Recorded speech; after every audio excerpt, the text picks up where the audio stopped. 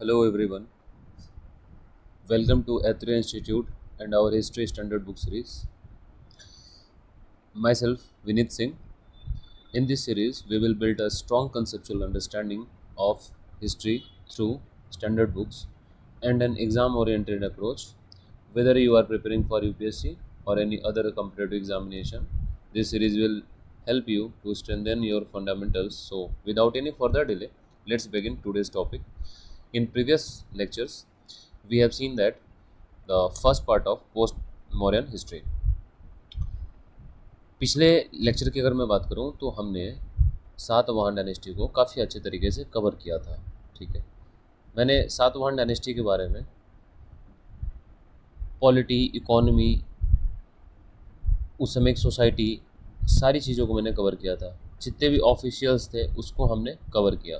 ठीक है, अब आगे कुछ ऐसे टॉपिक्स हैं सातवाहन में ही जिसको हम थोड़ा एक बार देख लेते हैं। जैसे कि थोड़ा सा जो सातवाहन का जो कल्चर है ना, उसको हमें थोड़ा देखना होगा, है ना। उसके बाद से सातवाहन में दो तीन पॉइंट्स देखने के बाद हम सातवाहन को कंप्लीट करेंगे। और उसके बाद से जो फॉरेन इन्वेजन हुए उस टाइम में, है ना, उन फॉरेन इन्वेजन्स पे हम फोकस करेंगे। ठीक है, जैसा कि हम देख पा रहे हैं यहाँ पे हमने इन सारी चीज़ों को बहुत डिटेल में कवर किया था। ठीक है, अब चलते हैं, हमने ये सब देख लिया था। ठीक है, ठीक है, सातवाहन एडमिनिस्ट्रेशन। ठीक है, अब यहाँ पे हम कल्चरल लाइफ को थोड़ा देख लेते हैं सातवाहन के टाइम में। उस टाइम में जो कल्चरल जो सोसाइटी थी, सोसाइटी कैसी थी, इन चीज़ों को एक बार हम देख लेते हैं। ठीक है, सो सी इन Satavahana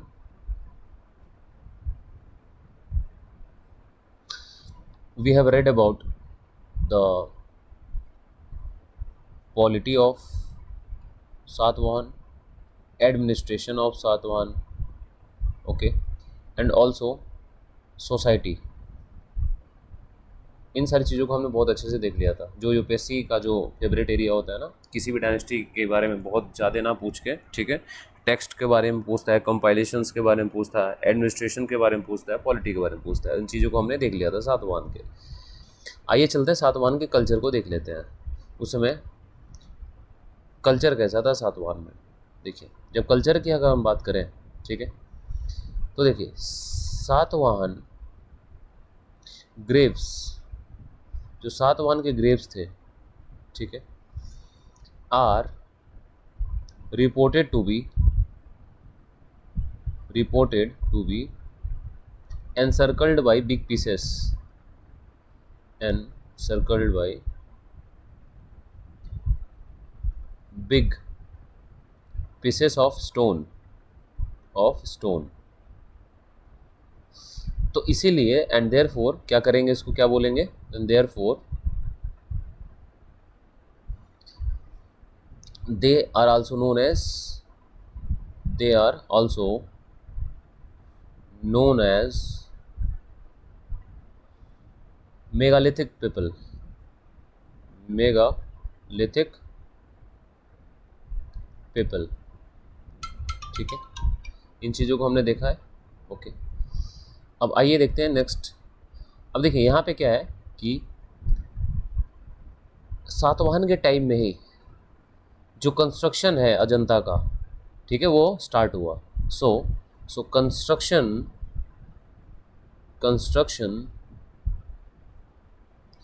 of Ajanta caves started. Okay, ये इंपॉर्टेंट है कि अजंता केव्स का कंस्ट्रक्शन स्टार्ट हो गया, है ना। ठीक है, अब एक और पॉइंट देखते हैं कि उस समय जो क्वींस होती थी ना, जो सातवाहन की क्वींस होती थी, ठीक है, उनको क्या बोलते हैं, नयानिका। ठीक है, तो नैनिका, तो इसको क्या बोलेंगे, सातवाहन क्वींस।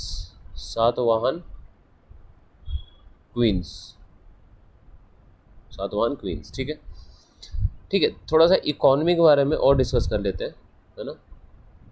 कुछ इकोनॉमीज हैं जो सातवाहन की, इकोनॉमी रिलेटेड पॉइंट्स जो प्रीवियस ईयर क्वेश्चंस में पूछे जा चुके हैं। ठीक है, देखिए जो पहले बात तो एक बात समझो, जो जो गिल्ड्स होता था, गिल्ड्स क्या होते थे, गिल्ड्स, है ना। देखिए गिल्ड का मतलब होता है ग्रुप ऑफ एनीथिंग, जैसे ग्रुप ऑफ मर्चेंट्स, है ना, ग्रुप ऑफ एनीथिंग, है ना। तो ग्रुप्स को बोलते थे गिल्ड्स, है ना, जो एक पर्टिकुलर काम के लिए, एक पर्टिकुलर वर्क के लिए असाइन होते थे, उनको क्या बोलते थे, गिल्ड्स बोलते थे, ठीक है। अब देखिए उसके बाद से अगर हम बात करेंगे जो, तो यहाँ पे मैं एक बार लिख देता हूँ कि merchants, merchants organised guilds, okay, guilds, ठीक है। देखिए जो सिल्वर कॉइन है सातवाहन के टाइम में, सिल्वर कॉइन्स, जिसको क्या बोलते थे, कॉल्ड, कॉल्ड कर्षपान्स, ठीक है, कॉल्ड कर्षपण, कर्षपाण, ठीक है, तो क्या बोलेंगे, कर्षपाण, कर्षपान्स, ठीक है। वर, कर्षपाण बोलेंगे किसको, सिल्वर कॉइन्स को, वर यूज्ड, ठीक है, during Satavahana dynasty, Satavahana dynasty के टाइम में यूज हो रहा है, ओके। अब यहाँ पे आप देखो, देखिए ऑल दो they did not issue gold coins, they did not issue gold coins, gold coin issue नहीं किया इन लोगों ने, ठीक है, सातवाहन ने, लेकिन गोल्ड का यूज हो रहा है ना, गोल्ड कॉइन इशू तो नहीं किया है, लेकिन गोल्ड का यूज हो रहा है, कैसे कैसे हो रहा है, तो मैं बोलूँगा golds but gold use, gold used as bullion, ठीक है, ट्रेड के लिए यूज कर रहे हैं, ठीक है, ट्रेड के लिए यूज कर रहे हैं ना इस चीज़ को, ठीक है। जैसे जब ट्रेड कर रहे हैं तो उसके जगह पे क्या कर रहे हैं हम, बुलियंस का यूज कर रहे हैं, ठीक है। अब इन जनरल आज के केस में अगर आप बुलियन का नाम लो तो आप बोल सकते हो जैसे गोल्ड के जो बिस्किट्स होते हैं, या कोई भी ऐसी चीज़ है ना जो जो बल्क में है ना, बल्क, ठीक है, बल्क में गोल्ड, ठीक है, फॉर ट्रेड, फॉर ट्रेड, ठीक है। तो गोल्ड का यूज़ तो हो रहा है बट गोल्ड कॉइन्स इशू नहीं है ना, ये बात ठीक है। आइए अब देखते हैं, तो इसीलिए, तो इसीलिए जब ट्रेड की बात आ गई तो इसीलिए हम क्या बोल सकते हैं, हम बोल सकते हैं कि ओवरसीज, ओवरसीज कॉमर्शियल एक्टिविटीज़, ठीक है, ओवरसीज कॉमर्शियल एक्टिविटीज़, ठीक है। अब इसके बाद से आप देखो, अब पोर्ट्स हैं, ports, ports related to Satavahana, ठीक है, पोर्ट्स कौन कौन से हैं, देखो पोर्ट्स, आपने बीपीएससी के प्रीवियस ईयर क्वेश्चन देखा आपने उसमें जो है देखो तो उसमें बहुत सारे ना पोर्ट्स पूछ देता है ना, पोर्ट्स पूछ देता है, ठीक है। इन जनरल पोर्ट्स क्या पूछता है कि कौन से डायनेस्टी से रिलेटेड है, या ईस्ट कोस्ट पे है कि वेस्ट कोस्ट पे, ऐसा पोर्ट्स यूपीएससी के प्रीलिम्स में पूछ देता है, प्रीवियस ईयर क्वेश्चन अगर आपने देखा है तो, ठीक है। तो देखिए कुछ पोर्ट्स के बारे में बता देता हूँ, एक कल्याण और एक भारूच। तो भारूच तो आपने सुना होगा, ठीक है, वैसे तो प्रीवियस क्वेश्चन हैं लेकिन भारूच ज़्यादा फेमस रहता है तो आपने सुना होगा, ठीक है। ये जो है वो कौन से कोस्ट पे है, वेस्ट कोस्ट पे है। और जो अदर जो पोर्ट्स हैं जैसे कि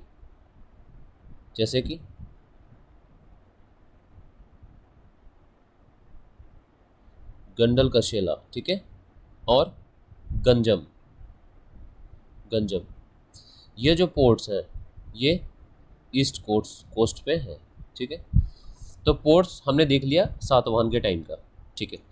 एक जो बहुत इंपॉर्टेंट पॉइंट है जो मैं आपको बताना चाहूँगा, वेरी इंपॉर्टेंट पॉइंट हियर, बहुत ज़्यादा इंपॉर्टेंट पॉइंट है, ठीक है, एग्जाम परस्पेक्टिव से, तो हम देख लेते हैं।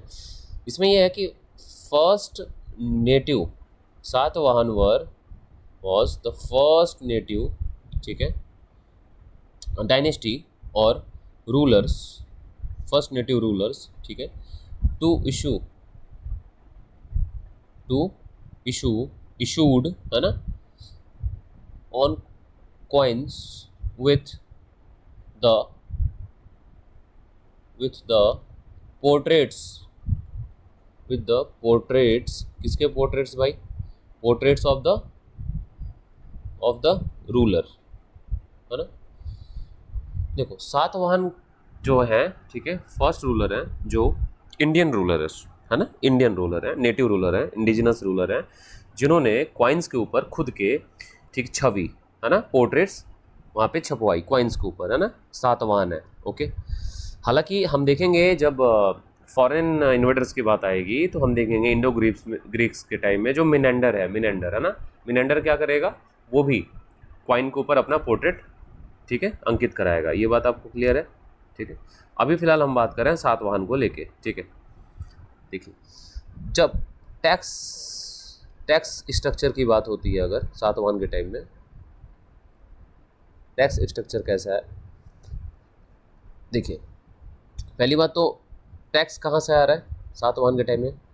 दोनों जगह से आ रहा है। दोनों जगह बोले तो एग्रीकल्चर एंड, और कहाँ से आ रहा है? ट्रेड। दोनों जगह से टैक्स आ रहा है, ठीक है। ओके ओके, तो देखिए यहाँ पे एक चीज़ नोटिस क्या किया गया, जो कि मैं ऑलरेडी बता चुका हूँ, बट एक बार और यहाँ पे रिपीट कर देता हूँ। इम्पॉर्टेंट जो शुरुआत है ना, beginning, important beginning was the donation of revenue land, the donation of revenue समझते हो ना, जहाँ से रेवेन्यू आ रहा है। तो डोनेशन किसका किया गया? रेवेन्यू लैंड का, ठीक है। किसको किया गया? Revenue lands. Important beginning was the donation of revenue land, ठीक है। तो लैंड क्या किया गया? लैंड ग्रांट किया गया। लैंड ग्रांट किसको किया गया? To Buddhist and Brahmins. तो ब्राह्मण्स एंड बुद्धिस्ट मॉन्क या संघ, है ना, बुद्धिस्ट संघ को क्या किया गया? लैंड ग्रांट किया गया, ठीक है। ये सातवाहन के टाइम में हमको देखने को मिलता है, ठीक है। चलिए अब इसके बाद हम डायरेक्ट चलेंगे फॉरेन इन्वेजन पे, जो कि मैंने आपको कल बताया था कि अब हम ये शुरू करने वाले हैं, फॉरेन इन्वेजन। देखिए जब फॉरेन इन्वेजन की बात आती है ना, एक बार लेट मी चेक कि चीज़ें बहुत सही चल रही हैं, ठीक है। तो हमने कल चीज़ों को कंप्लीट किया और फाइनली आज हमने इंडिजिनस जितने भी डायनेस्टीज हैं सबको हमने कंप्लीट कर लिया है। अब हम चलेंगे फॉरेन इन्वेजन पे। जितने भी विदेशी आक्रमणकारी भारत में आए, है ना, उनका सीक्वेंस एक बार हम देखते हैं। देखिए सबसे पहले जो आया वो पर्शियंस हैं। तो जो पर्शियंस हैं ये लगभग, जो आपका अलेक्जेंडर सिकंदर है, इन जनरल हमको यही याद रहता है कि अलेक्जेंडर सिकंदर पहले आया, लेकिन अलेक्जेंडर सिकंदर के लगभग 200 साल पहले पर्शियंस अटैक होने स्टार्ट हो गए थे इंडिया के नॉर्थ वेस्ट रीजन पे, ठीक है। तो देखिए जो पर्शियन है, जो उस समय का जो इम्पोर्टेंट राजा था वो साइरस है। साइरस के बाद आएगा डेरियस, है ना, डेरियस बाद में आएगा, ठीक है। ओके, उसके बाद से आएंगे ग्रीक्स और फिर उसके बाद से इंडो ग्रीक्स या इंडो ग्रीक्स। इंडिया जब इंडिया के बाउंड्री के बाहर हैं तो ग्रीक्स, इंडिया के बाउंड्री के अंदर आ गए और एक जनरेशन आगे बढ़ चुकी है तो इंडो ग्रीक्स, है ना। ये जो थे ना, एक बैक्ट्रिया नाम की एक जगह थी, देखो एक बैक्ट्रिया नाम की जगह थी, वहाँ से आए, है ना। यवन भी बोलते हैं, ठीक है, यूनानी, है ना, ग्रीक्स। जो सीथियन है, ठीक है, सीथियन सक ट्राइब।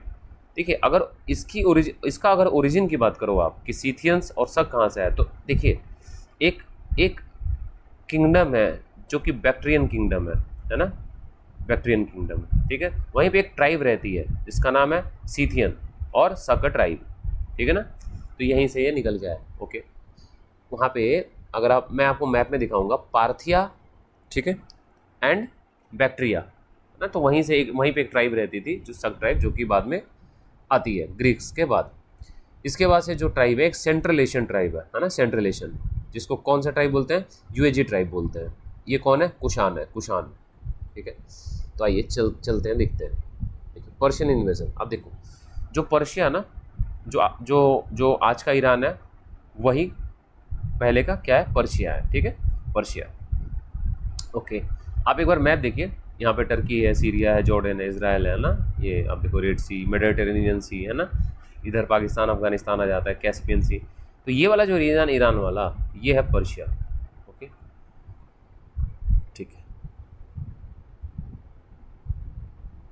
देखिए, तो अब क्वेश्चन ये है कि who was the first ruler to invade India. Okay, तो फर्स्ट रूलर कौन है? साइरस है, Cyrus. Cyrus was the first king of Achaemenid empire. Actually he was the founder of Achaemenid empire. ठीक है, कहाँ पे है? ईरान के अंदर है। तो उसको किसने फाउंड किया? साइरस ने फाउंड किया। तो साइरस कौन है? Achaemenid एम्पायर का एक राजा जो कोई फाउंडर है, जिसने इंडिया पे अटैक किया। ठीक है, इंडिया पे अटैक किया है ना। तो Persian invasion of India was led by him. Okay, so he captured, Cyrus captured Gandhar region. Okay, so Cyrus invaded as far as the river Indus. river Indus तक ये क्या करता है? इन्वेड कर देता है, भारत के अंदर घुस आता है। और क्या होते हैं फिर? तो Indian tribes living to the west of the river submitted to him. तो ये जो आपका इंडस रिवर स्टार्ट है यहाँ पे, ठीक है, इंडस रिवर मानसरोवर से यहाँ चलती हुई अरेबियन सी मिल जाती है। तो इसके जो ये वाले रीजन वाले लोग हैं, है ना, दे वर सबमिटेड टू साइरस। ओके, देखिए, एक इंस्क्रिप्शन है बेहिस्तन इंस्क्रिप्शन।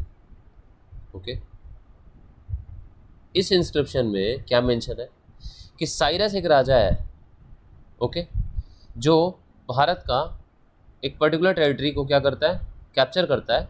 ओके, और उसको अपने छत्रपी के अंदर लेके आता है। ठीक है, छत्रपी के अंदर लेके आता है। ठीक है, तो गांधार एक ऐसा रीजन है जिसको साइरस अपने एम्पायर में इंक्लूड कर लेता है।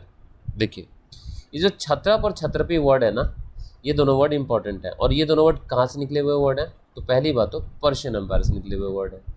छत्रपी का मतलब होता है टेरिटरी, प्रोविंस, राज्य। और इस पे जो शासन करने वाला राजा है, ठीक है, छत्रप। ठीक है, तो छत्रप कौन है? रूलर है। छत्रपी क्या है? जगह का नाम है। ठीक है, तो छत्रप क्या है? प्रोविंशियल गवर्नर बोल सकते हो या रूलर बोल सकते हो, है ना। लेकिन ये जो छत्रपी क्या है? प्रोविंस है। ओके, तो ये कोई टेरिटरी है, मान लो ये कोई टेरिटरी है। इस टेरिटरी को बोल रहे हो आप छत्रपी, क्षत्रपी एक्चुअली बोलेंगे, क्षत्रपी। ठीक, और इसका जो रूलर है, गवर्नर है, उसको क्या बोलोगे? छत्रप। ठीक है, तो एक बात मैं आपको यहाँ पे याद दिला दूँ, इस चीज़ का यूज आने वाली एक डायनेस्टी आएगी, सीथियंस और शक। ये जो शक डायनेस्टी है ना, शक जो ट्राइब है, दे यूज्ड टर्म छत्रप और छत्रपी। इसलिए यहाँ पे आता है शक छत्रप नापाड़, शक छत्रप रुद्र दामन वन, है ना। तो they copied these two words from the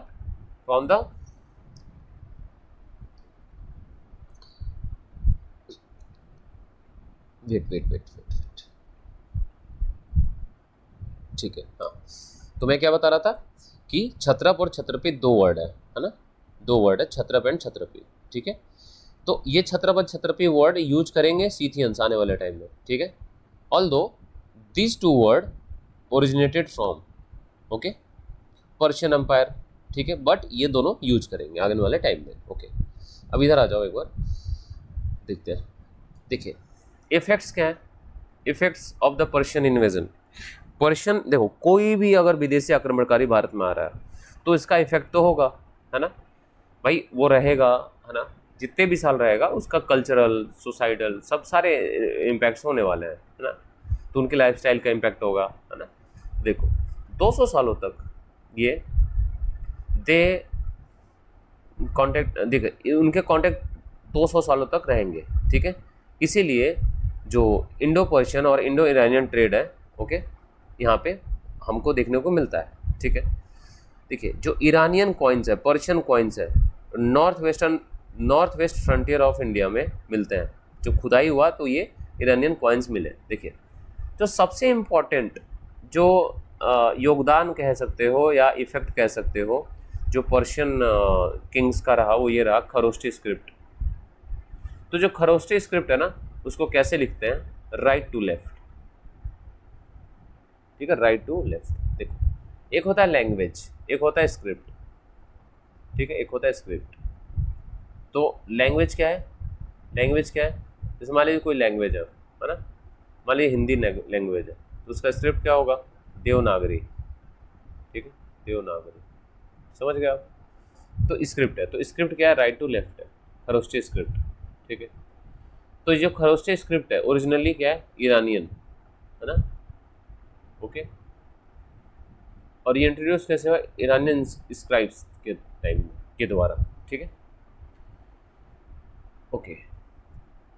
ये जो आप देखते हो ना मौर्य डायनेस्टी के अंदर, जो मौर्य डायनेस्टी के अंदर आप देखते हो जो अशोक है उसका जो स्कल्पचर, जो मूर्ति बनाने का कला है, monuments and addicts, pillar addicts, ठीक है, ये तीनों कहाँ से इंस्पायर्ड है, ईरानियन पर्शियन मॉडल से इंस्पायर है, ओके। देखो ग्रीक्स, मैंने आपको बताया ना कि पर्शियन के बाद ग्रीक्स जो है इंडिया के अंदर एंट्री करते हैं, ठीक है। क्यों, क्योंकि इंडिया उस वक्त क्या है, काफ़ी डेवलप्ड है, काफ़ी वेल्दी इंडिया है, ठीक है।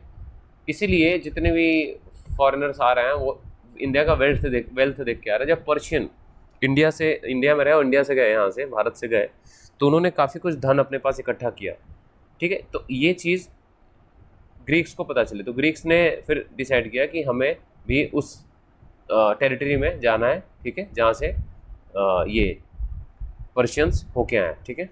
तो इसीलिए ग्रीक इन्वेजन जो है इंडिया का, वो किसके बाद होता है, पर्शियन के बाद होता है, ठीक है, ओके। हम इसको एक बार देख लेते हैं बाकी। तो यहाँ पे पर्शियन के बारे में हम इतना ही पढ़ना था, ठीक है, जो पर्शियन एम्पायर है इतना काफ़ी है, हमें इतना ही देखना था पर्शियन एम्पायर के बारे में। इसके बाद से देखेंगे ग्रीक के बारे में, ग्रीक्स है ना, ग्रीक्स के बारे में हम देखते हैं इसके बाद से, ठीक है। तो जो फॉरेन डायनेस्टी की अगर हम बात करें, तो एक जो डायनेस्टी, ठीक है, हमने जो जो चीज़ें क्लियर करी हैं, है ना, यहाँ पे हमने टेबल फॉर्म में बनाया था और उसको हमने क्लियर कर दिया है कि कौन कौन सी डायनेस्टी है जिसको हम देखने वाले हैं। तो यहाँ पे आप देखो, यहाँ पे मैंने आपको बताया था, ठीक है, शुंग, कन्वर, सातवाहन।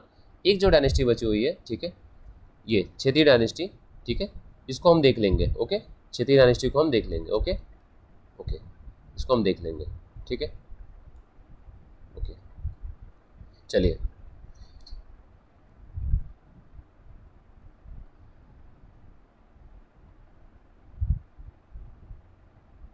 ठीक है, अब चलते हैं नेक्स्ट स्लाइड पे।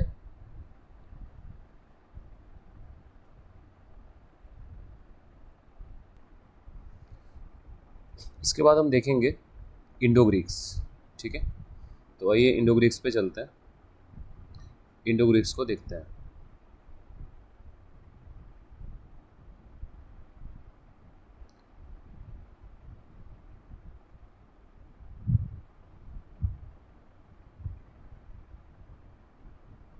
Greeks, okay. देखिए, जो फर्स्ट ग्रीक, एक क्वेश्चन अगर आता है कि first Greek to invade India, who was the first Greek invader, okay, to India, तो आंसर क्या होगा, ग्रीक इन्वेडर पूछ रहे हैं यहाँ पे, फर्स्ट नहीं पूछ रहा है, ओनली फर्स्ट नहीं, ग्रीक इन्वेडर। तो ग्रीक इन्वेडर का अलेक्जेंडर, है ना। 326 में क्या हुआ था, तो 326 बीसी के टाइम में, ठीक है, battle of Hydaspes, okay, battle of Hydaspes ये हुआ था, किससे हुआ था, versus Alexander versus king Porus, ठीक है। ये तो हमने देखा था ना, हमने देखा था ना मौर्यन डायनेस्टी के टाइम में, इस चीज़ को हमने बहुत अच्छे से देखा था, ठीक है। चलिए, अब यहाँ पे देखते हैं second Greek to invade India after Alexander was Demetrius. Demetrius, जब हम इंडियन और इंडिजिनस डायनेस्टी पढ़ रहे थे तो हमने देखा कि 185 बीसी में, जब 185 बीसी में मौर्य डायनेस्टी के बाद जो पुष्यमित्र शुंग, जो शुंग डायनेस्टी का फाउंडर है, वो जब अपनी डायनेस्टी इस्टेब्लिश करता है, उसी के टाइम में डेमेट्रियस का अटैक होता है और डेमेट्रियस के अटैक को बहुत अच्छे से पुष्यमित्र शुंग काउंटर कर लेता है। डेमेट्रियस जो कि नॉर्थ वेस्ट रीजन में, इंडिया के नॉर्थ वेस्ट पे बैठा हुआ है ना, वो अपने 2 कमांडरों को भेजता है इंडिया के अंदर इन्वेड करने के लिए जो दो कमांडर्स हैं वो कौन है, मिनेंडर और अपोलोडोटस। ये जो अपोलोडोटस है, मैंने आपको उस वक्त जब मैं पढ़ा रहा था ना सातवां, तभी मैं बताया था कि अपोलोडोटस को जिसने गौतमीपुत्र सतकर्णी ने जब मार दिया था, तभी मैंने बताया था कि आप ग्रीक्स में भी पढ़ोगे, इंडो ग्रीक्स में, ठीक है। तो अपोलोडोटस को गौतमीपुत्र सतकर्णी मार देता, तो इसकी कहानी ये भी खत्म हो जाती है। मिनेंडर जो है, मिनेंडर थोड़ा सा समझदार रूलर बनता है और ये क्या करता है आने वाले टाइम में, ठीक है, अब देखते हैं। वैसे तो मिनेंडर डिफीटेड बाई वासुमित्र सुंग, ठीक है। जो वासुमित्र सुंग है वो कौन है, ग्रैंड सन है किसका, पुष्यमित्र सुंग का। पुष्यमित्र सुंग का सन अग्निमित्र, अग्निमित्र का सन कौन है, वासुमित्र सुंग। तो वासुमित्र सुंग हरा देता है मिनेंडर को, ठीक है। अपोलोडोटस के जैसा कि मैंने बताया आपको कि अपोलोडोटस को गौतमीपुत्र सतकर्णी मार देता है, ठीक है। ठीक है, डेमेट्रियस के डेथ के बाद अब राजा कौन बनेगा, तो ग्रीक का जो राजा बनता है वो नॉर्थ वेस्टर्न रीजन में जो ग्रीक का जो है, ठीक है, वहाँ का राजा बनता है मिनेंडर। तो मिनेंडर बनता है next Greek ruler of in India, ठीक है। अब मिनेंडर देख लो आप, मिनेंडर को वैसे तो सेकंड अलेक्जेंडर बोलते हैं क्योंकि मिनेंडर काफ़ी लंबे समय तक इंडिया के अंदर एक्सपेडिशन करता है, ठीक है, मिनेंडर। देखिए मिनेंडर का जो टाइमलाइन है वो यही है ना, 190 BC से 150 BC। जो कैपिटल है वो सियालकोट है, सकल, इसका ओल्ड नेम है सकल, सियालकोट कैपिटल है मिनेंडर का। देखो Greek introduced Hellenistic school of art, ठीक है। तो ग्रीक ने कौन सा आर्ट इंट्रोड्यूस किया, हेलेनिस्टिक स्कूल ऑफ आर्ट को इंट्रोड्यूस किया, ठीक है। अगर आप पूछो कि what is Hellenistic school of art, ठीक है, तो मैं आपको एक बार बता देता हूँ कि हेलेनिस्टिक स्कूल ऑफ आर्ट है क्या, ठीक है। देखिए जब बात करते हैं ओरिजिन की, तो हमें पता है कि इस आर्ट का ओरिजिन कौन कर रहा है, इंडो ग्रीक्स कर रहा है, ठीक है। देखिए इसकी अगर मैं फीचर की बात करूँ, फीचर्स क्या है, कैसे पहचानेंगे कि हेलेनिस्टिक स्कूल ऑफ आर्ट है या इसका डिफिनीशन क्या है, ठीक है। तो देखिए फीचर्स क्या है, देख लीजिए। फीचर्स है लाइक, देखिए इसके इसके जो स्कल्पचर्स हैं, फिगर्स हैं, वो कैसे हैं, लाइक फिगर, देखिए figures were depicted with a high degree of naturalism. तो नेचुरलिज्म पे ज़्यादा फोकस है, चीज़ें नेचुरल दिखे, है ना, जो स्कल्पचर मेकिंग वो काफ़ी नेचुरल है, ओके। देखिए लेकिन एक बात और, नेचुरल तो दिख रहा है बट इसमें एक चीज़ है जो थोड़ा सा बढ़ा चढ़ा के है, वो क्या है, तो मैं बोलूँगा कि फोकस ऑन स्ट्रॉन्ग मैस्कुलेचर, ठीक है, मैस्कुलेचर, है ना। जैसे कि बॉडी को नॉर्मल ना दिखा के एक बहुत ही बॉडी काफ़ी बॉडी बिल्डर टाइप का ऐसा रिप्रेजेंट कर देना, ठीक है। फेसेस जो है एक्सप्रेसिव फेसेस, है ना, एक्सप्रेसिव, ठीक है, एक्सप्रेसिव फेसेस। तो जो फेसेस हैं चेहरे वो काफ़ी एक्सप्रेशन वाले हैं, ओके। एंड जो क्लॉथ्स दिखाया जाता है ना, क्लॉथ्स, जैसे हिंदी में मैं बोल रहा हूँ सिलवटे, जो सिलवटे पड़ जाते हैं ना कपड़ों पे, तो मैं बोलूँगा यहाँ पे क्या बोलूँगा, डीपली फोल्डेड एंड, ठीक है, और ठीक है ड्रैप्ड क्लॉथिंग, ठीक है, ड्रैप्ड क्लॉथिंग, ठीक है, ड्रैप्ड क्लॉथिंग, ओके। तो ये है आपका फीचर किसका, हेलेनिस्टिक स्कूल ऑफ आर्ट का। देखिए ग्रीक्स जो थे ना, Greeks introduced their weekly calendar. तो जो ग्रीक हैं वो वीकली कैलेंडर जिन्होंने इंट्रोड्यूस किया, ठीक है। ठीक है, ग्रेगोरियन कैलेंडर, क्रिश्चियन कैलेंडर। वैसे अगर देखा जाए तो सबसे पहला जो कैलेंडर है वो जूलियन कैलेंडर है, Julian calendar introduce by king Julius in 46 BC। इसी का अपडेटेड वर्जन है second calendar, that is Christian calendar, ठीक है। तो introduce by monk Dionysius in, यहाँ पे ये क्रिश्चियन कैलेंडर, ठीक है, मॉन्क डायनोसियस ने, इसी का अपडेटेड वर्जन है ना, इसको मॉन्क डायनोसियस ने क्या किया था, इंट्रोड्यूस किया था, ठीक है, क्रिश्चियन कैलेंडर को, ओके।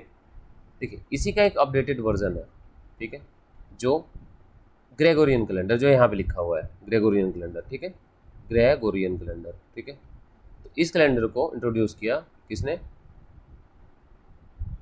ग्रेगोरी ने, ठीक है, ग्रेगोरी कौन है? रोमन पॉप है। तो रोमन पॉप कौन है? ग्रेगरी। ठीक है, तो ये बात आपको क्लियर है। ये जो ग्रेगरी कैलेंडर है इसी का यूज होता है, ठीक है, इसी का ज़्यादातर यूज होता है। ओके, और जो क्रिश्चियन कैलेंडर है, ठीक है, उसको किसने इंट्रोड्यूस किया? मॉन्क डायनोसियस ने, ठीक है, 527 AD के अंदर। ठीक है, और इसकी टाइमलाइन क्या है? 1582 AD। ठीक है, ये कैलेंडर की कहानी है ना। तो Greeks were the first to introduce gold coin. तो भाई गोल्ड कॉइन को इंट्रोड्यूस करने वाला पहला जो डायनेस्टी है वो कौन सा है? ग्रीक। लेकिन यहाँ पे मैं कुछ एक बात और बताना चाहूँगा। ठीक है, देखिए ग्रीक्स तो है, बट मैं यहाँ पे बोलूँगा आपसे कि Greeks first to issue gold coin, ये बात ठीक है, टू इशू गोल्ड कॉइन, ये बात ठीक है, बट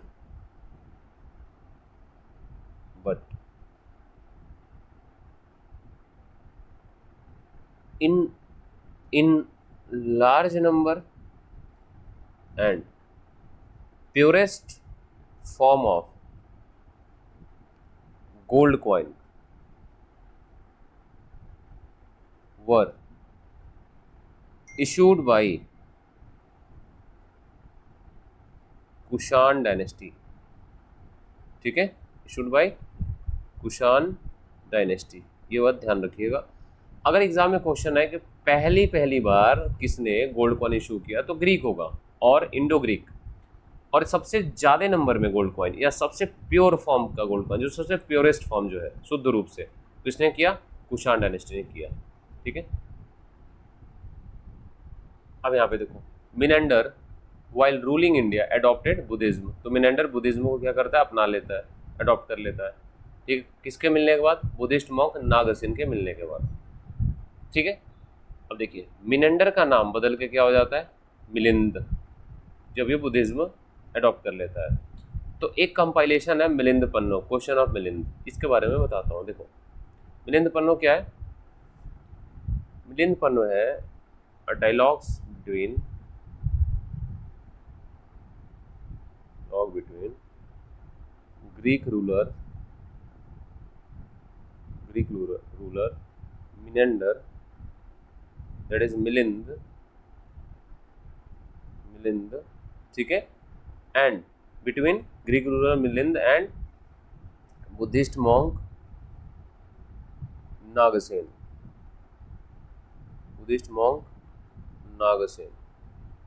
देखो मिनेंडर क्वेश्चन करता है और नागसेन आंसर करता है।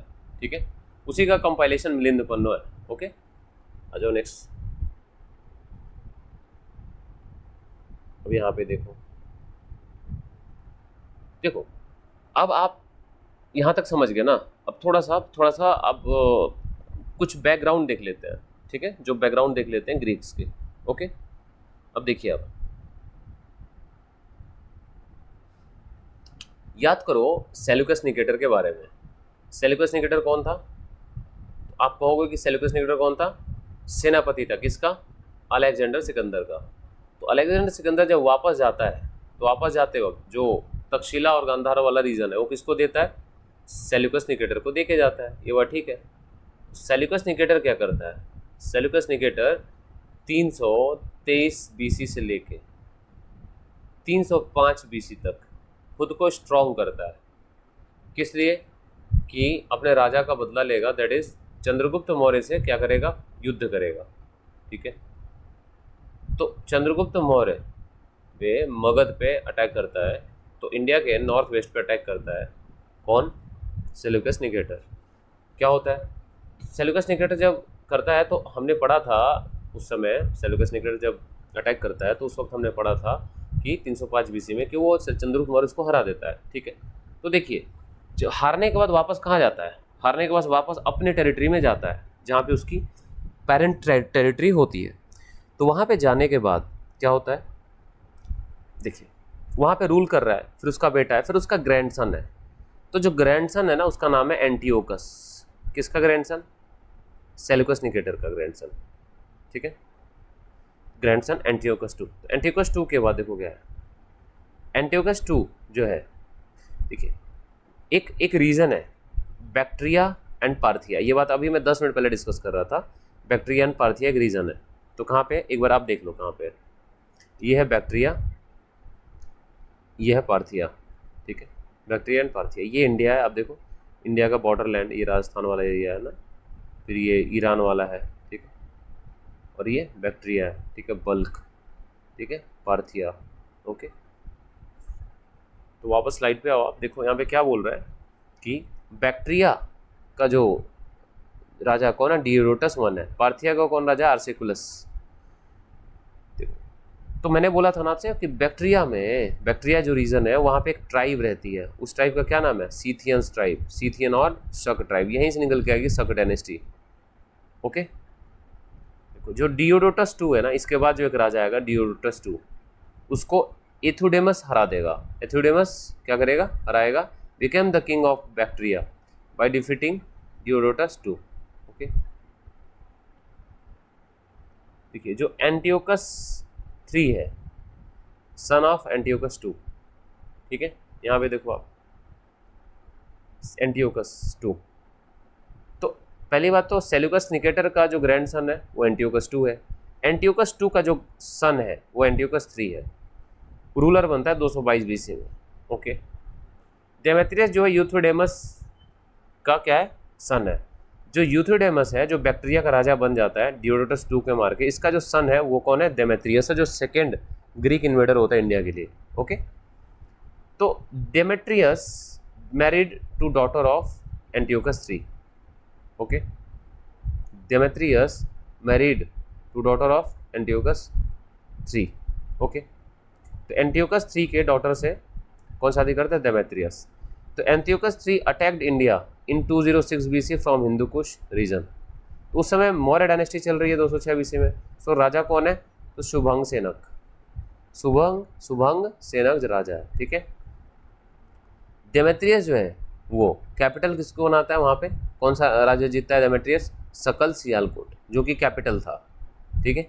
183 बीसी के अंदर की बात है ये। बैक्टीरिया पार्थिया रीजन आपने देख लिया एक बार अच्छे से, है ना। अब आगे देखिए,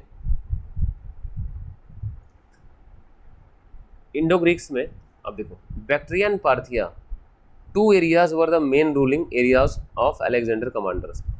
तो जैसा कि मैंने आपको बताया कि अलेक्जेंडर जो है वो तो उसका डेथ हो जाता है, उसके बाद जो सेल्यूकस निकेटर उसका सेनापति है, वो भी 305 बीसी में चंद्रगुप्त मौर्य से तक्षशिला और गांधार वाली टेरिटरी हारने के बाद वापस अपने पेरेंट टेरिटरी, पेरेंट लैंड में जाता है। उस लैंड का क्या नाम है, बैक्टीरिया एंड पार्थिया।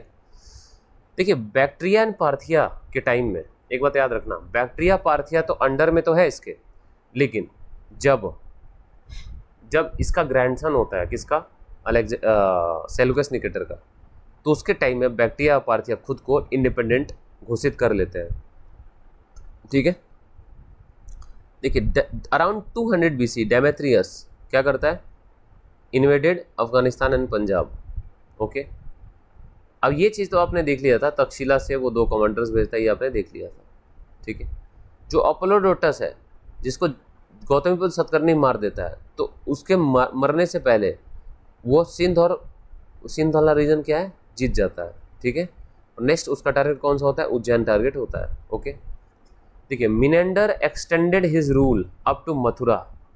मिनेंडर जो है वो मथुरा तक आ चुका है, मथुरा तक उसका रूलिंग हो चुका है, ओके। तो वहाँ से वो ट्राई करता है पाटलिपुत्र के को अपने अंदर लेने का, कैप्चर करने का पाटलिपुत्र को, ओके। कौन, मिनेंडर, ओके। उस वक्त याद करिए मिनेंडर को कौन हरा देता है, वाशुमित्र, जो कि ग्रैंडसन है पुष्यमित्र शुंग का। तो जब ये ट्राई करता है तो उसी वक्त पुष्यमित्र शुंग का ग्रैंडसन वाशुमित्र उसको हरा देता है, और ये चीज़ हमने देख ली थी, ओके।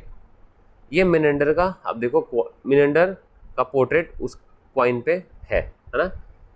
तो सातवाहन तो एक, चलो ठीक है, इंडिजिनस रूलर है। उसके बाद से मिनेंडर जो है जो कि ग्रीक है, उसका भी, ठीक है, कॉइन जो है उस पर डेपिक्टेड पोर्ट्रेट दिखता है कॉइन के ऊपर, ओके। देखिए इसका पोर्ट्रेट आपने देखा मिनेंडर का, ओके। देखो मिनेंडर, कॉइन्स पे, है ना, ये मिनेंडर है। ओके, नेक्स्ट देखो, जो आखिरी राजा है, आखिरी रूलर है स्ट्रेटो टू, इंडो ग्रीक का लास्ट रूलर स्ट्रेटो टू है। They patronised Buddhism. Name of the king were scribed over the coins. तो देखो, कॉइन्स जो इसके पोर्ट्रेट्स हैं, ठीक है, जो पोर्ट्रेट्स है वो कॉइन के ऊपर स्क्राइब्ड है। तो एक बात तो समझो आप, जो फर्स्ट इंडियन जो डायनेस्टी है, इंडिजिनस डायनेस्टी है, वो है सातवाहन। और जो फॉरेन डायनेस्टी है, फॉरेन इन्वेडर है, वो कौन है? ग्रीक्स और इंडो ग्रीक, इंडो ग्रीक, ठीक है, जो कॉइन के ऊपर अपना पोर्ट्रेट, ठीक है, रखते हैं। ठीक है, अब देखो, हेलेनिस्टिक स्कूल का पार्ट को हमने डिटेल में देखा था। तो वीकली कैलेंडर, ठीक है, 7 डेज का weekly calendar introduce bye Indo Greeks. अब देखिए यहाँ पे एक्सप्रेशन देख रहे हो, face expression, Hellenistic school of art, यहाँ पे फेस एक्सप्रेशन आपको क्लियरली दिख रहा होगा। ठीक है, ये क्लॉथ्स देखो, क्लॉथ्स, फोल्डेड क्लॉथ्स दिख रहे हो आप, ये सब फीचर्स हैं किसके? हेलेनिस्टिक स्कूल ऑफ आर्ट के। ठीक है, अब देखो, अब चलेंगे हम सीथियन पे, जो सक ट्राइब है ना, सीथियन, सीथियन पे चलेंगे अब हम। ठीक है, अब यहाँ पे आप देखो, जो सीथियन है, ओके, तो Greeks were followed by Scythian, सक। ग्रीक के बाद कौन आएंगे? सीथियंस आएंगे, सक डायनेस्टी आएगी। ओके, तो पहली बात तो सीथियंस कौन थे? तो they were Persian, Persian nomadic people and also they were pastoral, पशुओं को चराने वाले, पशु पालने वाले। ठीक है, pastoral, Persian nomadic pastoral people. ठीक है, तो ये बात तो ठीक है, ये लोग पर्शिया से हैं, ईरान से हैं। अब आओ आगे देखते हैं। Scythians move towards Bactria and Parthia. After defeating the Parthian kings they move toward India. ठीक है, पर्थियन किंग को हराते हुए आ गए। ओके, तो एक बात देखो, जो सीथियंस जो इंडिया के लिए माइग्रेट कर गए, उनको आगे चल के क्या बोला गया? Indo Scythians. इसका फाउंडर देखो, फाउंडर बोलो वैसे तो देखा जाए तो फर्स्ट रूलर जो मिलता है उसका यही मिलता है, तो इसी को फाउंडर भी मानते हैं कि जो फर्स्ट रूलर है वो कौन है? मॉज और मोगा। फर्स्ट रूलर है किसका? सीथियंस का, सक का, सक डायनेस्टी का। ठीक है, अब देखो, जो सीथियन है ना, ये 2 जगह से रूल करना स्टार्ट करते हैं, उज्जैन से। ठीक है, लेकिन इनका जो 2 प्लेस होता है जहाँ से रूल करना स्टार्ट करते हैं, वो नॉर्थ वेस्टर्न और वेस्टर्न सकास। ठीक है, वेस्टर्न क्षत्रप भी जिसको बोलते हैं।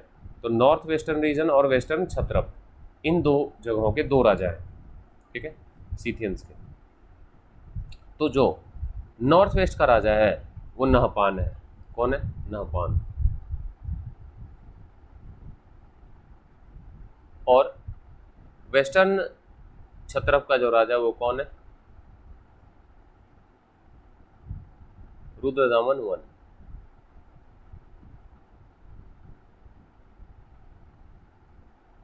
इसको याद करने का एक तरीका ये है कि एन से नॉर्थ, एन से नॉर्थ, एन से नहपान, बाकी जो बचा वेस्टर्न बोला हो जाएगा रुद्रदामन वन। ये तरीका है।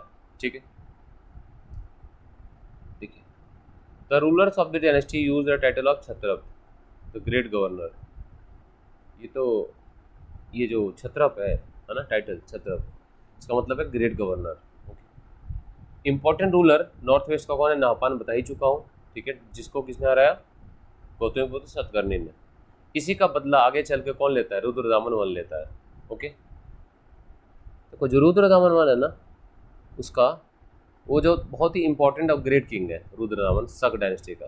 ओके, ये जो है सिंध के साथ साथ गुजरात, कोंकण, मालवा एंड कठियावाड़, ठीक है, पे नजर रखता है। ठीक है,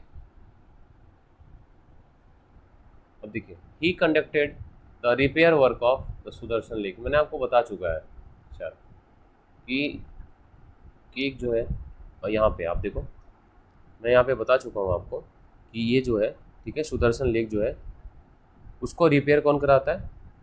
रुद्रदामन वन। लेकिन आपको मैं एक बार याद दिलाना चाहता हूँ कि सबसे पहले सुदर्शन लेक को जो बनवाने का ऑर्डर दिया था किसने दिया था? चंद्रगुप्त मौर्य ने। ओके, उस वक्त चंद्रगुप्त मौर्य का जो गवर्नर है गुजरात में बैठा हुआ, उसका क्या नाम है? पुष्यगुप्त नाम है, पुष्यगुप्त। ठीक है, पुष्यगुप्त तो चलो ठीक है, उस समय बनवाता है। उसके देखो कितने साल बाद की बात आ रही है अभी रुद्रदामन वन देखो, वो बात चल रही है लगभग 300 BC के आसपास, है ना। अभी देखो 130 150, मतलब लगभग 400 450 साल बाद रुद्रदामन वन जो कि शक क्षत्रप है, वो क्या करता है? सुदर्शन लेक को क्या करता है? रिपेयर करवाता है। ओके, अब देखिए जूनागढ़ इंस्क्रिप्शन जो है, जूनागढ़ इंस्क्रिप्शन कौन से लैंग्वेज में है? संस्कृत में है। ठीक है, ठीक है। Defeated son of Gautamiputra Satakarni, ठीक है, वशिष्ठपुत्र सतकर्णी, कौन? Rudradaman one. Okay, he married a Hindu women and converted to Hinduism. Rudradaman Hindu women से शादी करता है और कन्वर्ट हो जाता है बुद्धिज्म में, हिंदुइज्म में। ठीक है, तो ये जो रुद्रदामन है वो टाइटल कौन सा रहता है? कौन सा टाइटल लेता है? महाक्षत्रप। ठीक है, देखिए शक डायनेस्टी के बारे में एक बात मैं और बता देता हूँ यहाँ पे। जो शक डायनेस्टी है, शक एम्पायर,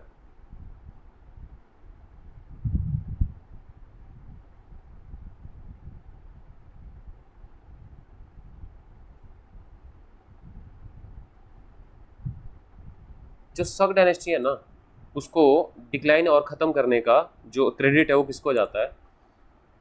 तो गौतमीपुत्र सतकर्णी जो है, ठीक है, ही डिफीटेड, ठीक है, ही डिफीटेड शक रूलर्स।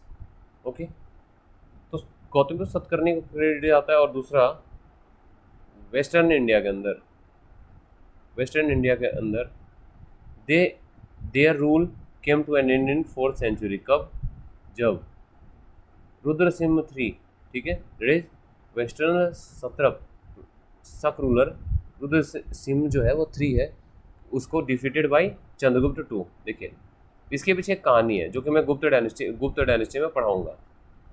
चंद्रगुप्त 2 के सिस्टर इन लॉ को, मतलब इसके बड़े भाई की वाइफ को, कौन उठा लेके चले जाते हैं? सीथियंस। ये बेइज्जती से बर्दाश्त नहीं होती है और ये फाइनली जाता है और सीथियंस की छावनी पर अटैक करता है और सबको मार देता है, और रुद्रसिंह 3 को भी, ठीक है, मार देता है। उसके बाद से वो आगे आने वाले टाइम में मैं आपको कहानी बताऊंगा कि एग्जैक्टली उसके बाद क्या होता है। तो ये बेसिक कहानी थी जिसकी वजह से डिस्प्यूट होता है। ओके, सुदर्शन लेक आप देखो एक बार, और ये देखो रुद्रदामन इंस्क्रिप्शन एट जूनागढ़, ठीक है, सुंग एम्पायर, ठीक है, ये आप मैप देख सकते हैं। शक कौन है? पर्शियन नोमैडिक पेस्टोरल ट्राइब है। ओके, दे हैड 2 ब्रांचेस, कौन कौन से? नॉर्थ वेस्टर्न एंड वेस्टर्न, ये आपने देख लिया। ओके, देखो नाहपान जो है, नाहपान, ठीक है, जिसको गौतमीपुत्र सतकर्णी ने हराया। ओके, नाहपान को, the important ruler of north western शक, ठीक है, कौन है? नाहपान। इसको कौन हराया? गौतमीपुत्र सतकर्णी। इसी चीज़ का बदला लेता है रुद्रदामन वन। वैसे तो रुद्रदामन वन जो है वो पावरफुल किंग है, ओके, पावरफुल किंग है ना। और रुद्रदामन वन के बारे में एक बार देख लेते हैं। देखिए Rudradaman one adopted Hinduism, Hinduism को अडॉप्ट करता है। इसकी वाइफ जो हिंदू होती है, ठीक है, उसका नाम होता है सुभद्रा। ये मैंने बताया ना कि जब नाहपान को जब हरा देते हैं तो उसके बाद से फिर ये बदला लेता है नाहपान के लिए। वशिष्ठपुत्र सतकर्णी जो कि सन ऑफ गौतमीपुत्र सतकर्णी है। ओके, अब देखिए, he was inspired from the Mauryan dynasty rulers, he gave the orders to repair Sudarshan lake, ये बात हमने देख लिया। Okay, he has constructed the largest rock inscription of India, Junagadh inscription. किसमें? जूनागढ़ इंस्क्रिप्शन, ठीक है, संस्कृत, जूनागढ़ इंस्क्रिप्शन संस्कृत में है, ठीक है। और देखो वैसे तो जूनागढ़ इंस्क्रिप्शन से रिलेटेड अगर क्वेश्चन है तो आंसर क्या होगा, रुद्रदामन वन, रुद्रदामन, लेकिन इसके मौर्य डायनेस्टी, मौर्य रूलर्स के बारे में बताया गया है, ठीक है, वन, ये आंसर होगा। ओके, अब देखिए ये ठीक है, चलो कोई ना। अब इसके बाद से हम देख लेते हैं कुछ फैक्ट्स, ठीक है, इंडो ग्रीक्स और बाकी जो फॉरेन इन्वेडर्स हैं उनके कुछ फैक्ट्स देख लेते हैं। ओके, तो हम ऐसा करते हैं कि हम जो नेक्स्ट जो फैक्ट्स हैं इसके बारे में हम आराम से बात कर लेंगे, ठीक है। ओके,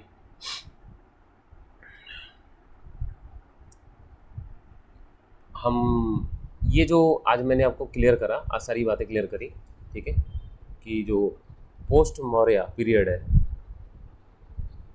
जो पोस्ट मौर्य पीरियड है, ठीक है, पार्ट वन, इसमें हमने क्या क्या देख लिया, जो इंडिजिनस डायनेस्टीज थी उसको हमने कवर कर लिया, ठीक है।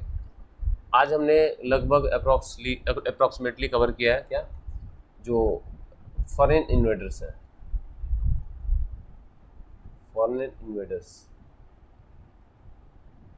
ठीक है, फाइन, फॉरेन इन्वेडर्स को देख लिया। उसमें से एक दो पॉइंट और रह गया जिसको मैं डिस्कस कर दूंगा नेक्स्ट वाले लेक्चर में, ठीक है, जैसे कि कुषाण डायनेस्टी है ना, ये सब इंपॉर्टेंट डायनेस्टी है जो हम देख लेंगे। ओके, उसके बाद से हम ये जब हो जाएगा ना, ये सारी चीज़ें, ओके, ये जब फॉरेन डायनेस्टीज जब हो जाएंगे, ये फॉरेन इन्वेडर्स जब फाइनली कंप्लीट हो जाएंगे, उसके बाद से हम शुरू करेंगे कौन सा, कुषाण के बाद हम फिर शुरू करेंगे गुप्ता एज, है ना, गुप्ता एज हम देख लेंगे, लेकिन उससे पहले हम एक बार संगम एज भी देख लेंगे, ठीक है, संगम एज भी देख लेंगे जो कि इम्पोर्टेंट है एग्ज़ाम के लिए, बहुत ज़्यादा इम्पोर्टेंट है, ठीक है। तो आज यहीं तक रहने देते हैं, ठीक है, फिर हम मिलते हैं कि नेक्स्ट लेक्चर में हम बाकी आगे की चीज़ों को देखेंगे, डिटेल में देखेंगे, ठीक है। और नेक्स्ट वाले लेक्चर करने के बाद हम क्वेश्चन की तरफ मूव करेंगे जो प्रीवियस ईयर क्वेश्चन एग्जाम में पूछे गए, ठीक है। तो फिलहाल हम इस चीज़ को रहने देते हैं यहाँ तक, ठीक है। फाइनली अब हम आगे चलते हैं। ओके, सो आई होप आपको जो चीज़ें मैं क्लियर कर रहा हूँ, ठीक है, जो चीज़ें मैं बता रहा हूँ आपको क्लियर हो रही होंगी, ठीक है। ये लेक्चर आपके लिए हेल्पफुल होगा, ठीक है। और आई होप कि आप क्वेश्चन प्रैक्टिस कर रहे होंगे, प्रीवियस ईयर क्वेश्चंस को बहुत ध्यान से देख रहे होंगे। कोई भी डाउट हो आपको लेक्चर्स में तो आप कमेंट्स आप कर सकते हैं, वीडियो के नीचे कमेंट कर सकते हैं, मैं इसका रिप्लाई कर दूंगा, ठीक है। अगर ये लेक्चर आपको बहुत अच्छा लगा हो, ठीक है, तो आप प्लीज़ आयत्रिया यूट्यूब चैनल को सब्सक्राइब करें, ठीक है, और नोटिफिकेशन बेल क्लिक करना ना भूलें, ठीक है। बहुत बहुत धन्यवाद, thank you for watching, see you in the next lecture, until then keep learning, ठीक है, एंड स्टे कंसिस्टेंट। जय हिंद।